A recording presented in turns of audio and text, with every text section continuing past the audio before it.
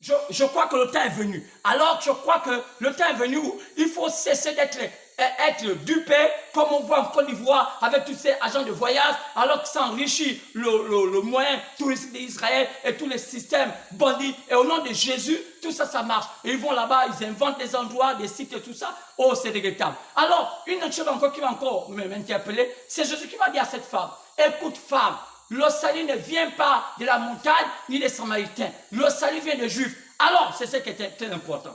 N'oubliez pas que mon thème ce soir, c'est de connaître le plan de Dieu pour le salut de l'humanité. C'est que le gage du salut de votre âme. Le salut de votre âme est assujetti à connaître le plan du salut de l'humanité. Si tu ne connais pas le plan du salut de l'humanité, tu serais perdu. Il est écrit dans la parole de Dieu. Il est écrit, qu'une âme, l'âme qui pêche, c'est l'âme qui mourra. Mais comment l'âme peut pécher? L'âme pêche lorsqu'elle ne connaît pas la parole. Lorsque l'âme est en dehors de la parole. Mais c'est quoi la parole?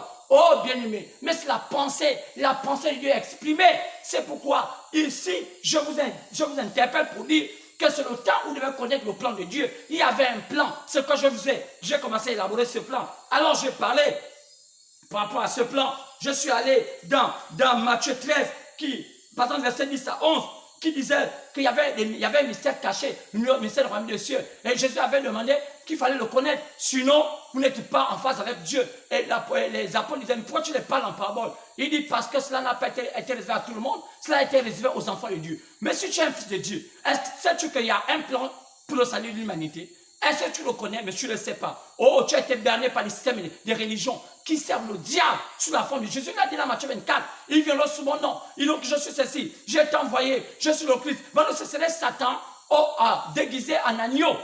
Bien-aimé, je vais encore arriver. Regardons bien dans Genèse chapitre 1, partir verset 1 à 18. Là-dedans, quand Jésus cria les cieux, c'est le premier chapitre de la Bible. Regardez bien, la chose qui m'a beaucoup impressionné dedans, c'est que ceux qui étaient appelés à marquer les époques, les temps. Vous allez voir que Dieu a créé une étendue, l'étendue là qu'on appelait ciel. Cette étendue là qui était où? Qui était entre les eaux d'en bas, la terre, les mers, et les eaux d'en haut, et le firmament. Et là, dans l'espace, on appelait l'étendue. Et cette étendue, la Bible a appelé ça ciel. Et dans cette étendue-là, la Bible dit qu'il plaça deux grands luminaires. Il dit, il y a un qui était pour briser le jour, l'autre qui était pour briser le soir. Un avec ses petits, l'autre avec ses petits. Qui était le type du soleil et le type de la lune. Et on a encore vu, dans 1 Corinthiens, chapitre 15, on ne peut pas lire cela sans parler de Paul, qui était celui qui a mis le fondement de l'Église des nations. Il est écrit dans Romains 11, que c'est Paul qui a mis le fondement de l'Église des nations. Tout pasteur qui prêche sans connaître ce que Paul a fait, la Bible dit que c'est une malédiction. Oui, c'est ce qui est écrit dans Galates. Oui, que celui qui dit quelque chose, contre Galates 1:8, qui dit une chose contraire à ce que Paul a dit, il est anathème, il est maudit. C'est pourquoi revenez à Dieu. Ne soyez pas le système hollywoodien de la parole de l'Occident, qui sont pervertis par Hollywood. Revenez à Dieu, car Dieu a donné la grâce à l'Africain d'être le dernier endroit où Dieu va parcourir. Car vous voyez comme le soleil qui va de l'est au nord jusqu'à l'ouest, l'Afrique qui est au sud, c'est la dernière partie où l'Éternel va encore avoir l'occasion de pouvoir éclairer. Mais que font les Africains? Ils ne voient pas cela. Ils sont tous dans leurs histoires inutiles. Ils sont tous dans les querelles des clochers. Là, ils ne connaissent même pas ce que c'est gérer un simple pays. Ils ne savent même pas ce qu'on appelle comment ne fait-ce que créer une harmonie entre nous. Mais nos parents, nos aïeux, qui n'avaient même pas une véritable économie, qui n'avaient même pas tout ce qu'on a aujourd'hui, les voitures, ça va peut-être nous réunir avec tout le peuple qu'ils avaient. Mais aujourd'hui, cette génération qui ont tout entre leurs mains, pourquoi n'avez pas fait ça? Parce que l'Africain est un esprit égoïste. Que Dieu pardonne ce continent qui est ténébreux, même dans l'âme. Si je sais qu'il y a des fils et des filles de Dieu qui sont là-dedans, qui sortiront de d'esprit de ténèbres, qui vont pas suivre ce mouvement, qui est un faux mouvement, que Satan est en train d'endormir l'Afrique en leur faisant croire qu'ils sont en Dieu, alors qu'ils vont tout droit dans les ténèbres. Mais il y a encore un petit peuple à l'intérieur qui pourra montrer la différence. Et je crois que ce soir, ce peuple m'écoute et ce peuple doit éclairer l'Europe. Ce peuple doit éclairer l'Asie, ce peuple doit éclairer l'Amérique, et je pense que même l'Océanie, et que tout le monde là viendra en Afrique, pas pour seulement prendre les biens et les richesses, car la plus grande richesse qu'en Afrique, ce n'est pas les trésors, les mines comme on voit aujourd'hui, le cobalt, le pétrole, tout cela. La vraie richesse qui devait être en Afrique, c'est la connaissance de la parole, parce que l'Afrique connaît encore la chose spirituelle. C'est pourquoi je ne conseille pas aux petits Africains d'adopter le système hollywoodien écoutant des choses inutiles qu'on voit dans nos musiques, nos cassettes, la fin quand Jésus-Christ, toutes ces bêtises-là avec des stars de cinéma chantant pour Jésus dans des choses inutiles. Oh, qui amène les gens dans des ténèbres et l'âme est tordue tellement qu'il ne peut même pas recevoir Dieu. Lorsque Dieu vient dans la simplicité, tellement on a écouté de fausseté et l'âme ne peut pas accepter cela. Oh, ne savez-vous pas que vous êtes triple, la chair, l'esprit et l'âme? C'est vrai, l'âme aime ce qui est propre alors que tu as accepté que ton âme est dans les ténèbres. Oh, reviens à toi, ma soeur, reviens à toi, mon frère. Oui, je parlais cela. Qu'est-ce qu'il a dit Paul dans 1 Corinthiens chapitre 15? Il a dit dans la parole. Clairement, il a dit dans sa parole, il a dit que dans 1 Corinthiens chapitre 15, verset 39, que toute âme n'est pas la même, toute chair n'est pas la même chair. Et là, dans Paul parle de lumière. Il dit, il y a ceux qui sont comme la lune, il y a ceux qui sont comme le soleil, il y a ceux qui sont comme les étoiles, et même les étoiles en diffèrent. Lisez ça dans 1 Corinthiens chapitre 15, partant le verset 39 jusqu'à 40, je ne sais pas, allez-y, vous allez voir comment Paul définit cela. Alors il est temps de parler de ce qui s'est passé dans le mystère des cieux, en parlant de ces luminaires qui a été classifiés. Alors, quand les sœurs font de faire un récapitulatif pour ceux qui sont déjà de la foi des miens, et si ça manque, je peux t'ajouter encore une vidéo, parce que je vais mettre deux jusqu'aujourd'hui, mais je sens que je serai tellement court, mais je veux peut-être une troisième, pour si ça le permet, vous allez voir, parce que vous allez voir chaque fois mes vidéos sont découpées, parce que vous allez cliquez, vous allez voir, il y a des suites, allez jusqu'à la fin des suites, parce que parfois je vois qu'il y a d'autres qui ne suivent pas, mais essayez de mettre des forfaits, il y en a pour mieux suivre ces prédications, ça va beaucoup vous édifier. Alors, quand on regarde bien, selon ce que Paul avait dit, on va encore aller dans Matthieu chapitre 11, là Jésus va parler en matière de ceux qui sont nés des femmes, il dit, personne n'était plus grand que Jean-Baptiste. Matthieu chapitre 11, verset 11, mais il dit, mais celui qui était le plus petit royaume des cieux, mais de qui Jésus se référait? Jésus se référait à la Genèse. Quand le plus petit royaume des cieux, c'était la petite luminaire. Qui était la petite lumière? Oh, celui qui avait l'éclat de la lune. Celui qui était plus grand que Jean-Baptiste. Mais qui est-il? Sur la terre, il fallait découvrir qui il était. Et je vous dis, on parle du plan du salut pour l'humanité. Oui, bien-aimé, le plan du salut pour l'humanité, c'est le gage. C'est le gage, je te dis. C'est le gage, oh, de salut de ton âme. Si tu ne le connais pas, tu vas te perdre car Satan s'est multiplié. Il a envoyé ses démons partout le monde. Il est en train de détruire le monde. Il a détruire le monde d'abord spirituellement parlant. Après, il va détruire le monde physiquement parlant. Et alors, il est en train de venir. Et ce serait compliqué. Comme il a fait avec le coronavirus, ce serait pire que ça. Ce ne serait qu'une surprise. Ce monde s'éteindra. Mais où sera ton âme? Oh, dans les ténèbres, dans la lumière. Oh, je crois que les vrais fils de Dieu sont préparés car il est dit qu'il viendra comme un voleur. Quand je viens comme un voleur, es-tu prêt? Oh, où est ta foi? Ma foi était fixée à une église système, de ce monde. Oh, tu serais perdu.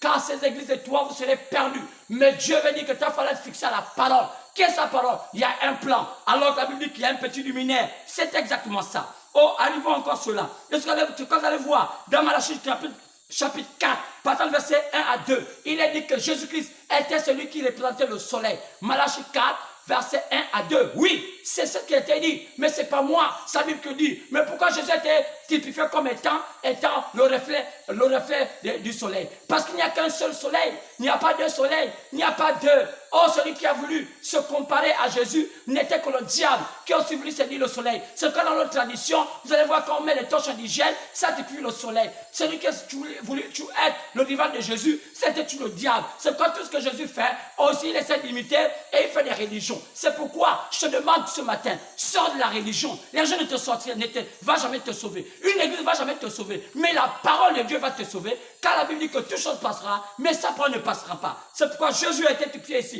Dans Malachie 4, verset 1 à 4 à 2, qu'il était le soleil justice. C'est pourquoi vous allez voir dans Malachie 4, verset 5 à 6. Il est dit qu'un prophète vient au temps de la fin. Qui est ce prophète? Oh, c'est vrai. Il est dit qu'il viendra au temps de la fin. Mais qu'est-ce que vous dites? Il est dit vrai, qu'il viendra au temps de la fin. C'est vrai, bien-aimé. Il viendra. C'est vrai, ce prophète. Qui est ce prophète? Il est dit qu'il viendra. Il viendra faire quoi? Il a un but. Jésus l'a dit.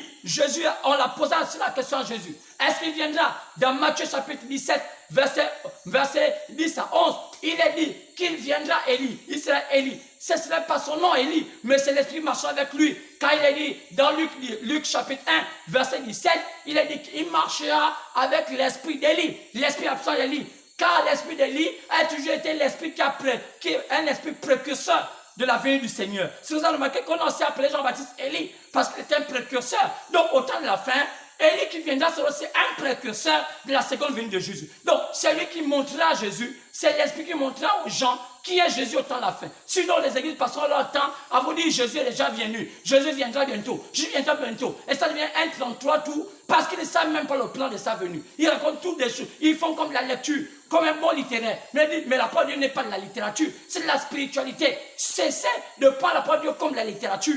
Car cela a été révélé. On dit c'était caché aux sages, aux intelligents. Révélé à ces petits enfants. Oui, bien-aimés, il est écrit cela. Clairement, j'ai dit cela. Est-ce que vous avez remarqué? Oh, continue cela. Oui. Notez bien, oui. Car c'est là où j'arrive. J'arrive là parce que je voulais lire cela. Dans Jean, chapitre 1 Jean, chapitre 5, versets 7 à 8. Qu'est-ce qui est écrit? Il est écrit, ça je prends la Bible. Maintenant, on peut peut-être se lever parce que c'est là où je prenais ma Bible pour lire. C'est là où je m'étais arrêté. 1 Jean, chapitre 5, partant du verset 7 à 8. Lisons cette écriture. Il est dit, 1 Jean 5, 7 à 8. Car il n'y a que toi qui rends témoignage. L'esprit, l'eau, le sang. Les trois sont d'accord. Au verset 8, les trois sont d'accord. Oui, que Dieu bénisse la lecture de sa parole. Au nom de Jésus-Christ, amen. Il n'y a que toi qui rends témoignage. L'eau, le sang et l'esprit. Et on dit, les trois sont d'accord. Pourquoi on dit cela? Si c'était pour parler de l'unicité de l'Esprit de Dieu, on ne devait pas dire que les trois sont d'accord. On devait dire que les trois sont un. Car Dieu est un indivisible. Il n'y a pas de trinité. La trinité de Dieu se trouve dans les fonctions qu'il a accomplies sur la terre.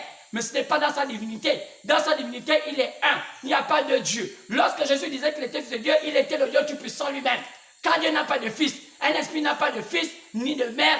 Oh, c'est une erreur que font les catholiques. C'est une erreur que font nos amis des églises de réveil, qui racontent des histoires en parlant des bébés fantômes, des mamans fantômes, du grand-père fantôme. Dans le monde des esprits, il n'y a pas le temps. Comment voulez-vous maintenant aujourd'hui me faire comprendre qu'il y a des bébés fantômes? À quel moment ils vont aller à une maternité?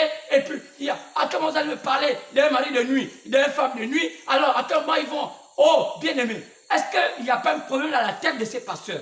Que Dieu les pardonne, parce que ce sont des imposteurs qui sont venus. Ils ont décidé à comprendre, c'est un bon fonds de commerce. Et il faut duper ceux qui ne connaissent pas la parole. Mais il y a des vrais hommes de Dieu qui sont là, à la brèche, prêcher la vérité. Maintenant, si on est des adeptes de la fausseté, oh, la Bible, quand on vous envoie un esprit d'égarement, vous êtes déjà habitué à écouter la fausseté. Laissez la fausseté, vous allez comprendre un jour devant l'Éternel. Alors, je vais dire cela. Donc, il n'y a que trois. Il n'y a pas deux, il n'y a que trois. Alors, je vais dire que ces trois-là sont censés être les hommes les plus élevés du monde. Il n'y a que trois. Il n'y a pas quatre. Il n'y a que trois. Les hommes les plus élevés du monde. À qui Dieu a instruit du salut, a instruit son salut. C'est par eux que toute la terre devait connaître la voie du salut. Si les gens ne savent pas, ils se perdront. Alors on va essayer d'élaborer ça. Oh, en parcourant l'histoire du salut, partant de l'Ancien Testament jusqu'à ce jour, il n'y a eu que trois qui ont un ministère semblable. Il n'y a eu que trois. Qui sont-ils? Oh, il n'y avait que qui? Ils avaient des signes qui étaient comparables, semblables autant pour moi. Ils avaient trois signes qui étaient semblables. Bah oui, regardons leur ministère, qui accompagnent leur ministère. Il y avait un signe qui était la guérison, le signe qui était le discernement de pensée. Et le troisième signe, c'était l'ouverture de la plénitude de la parole. Oui, mais qui étaient ces hommes? Oui, bien-aimés, on peut voir que ces hommes étaient là. Oui, regardez-les. Il n'y avait que Moïse qui était comme ça. Il n'y avait que Moïse, oui. Il n'y avait que Moïse, il n'y avait que Jésus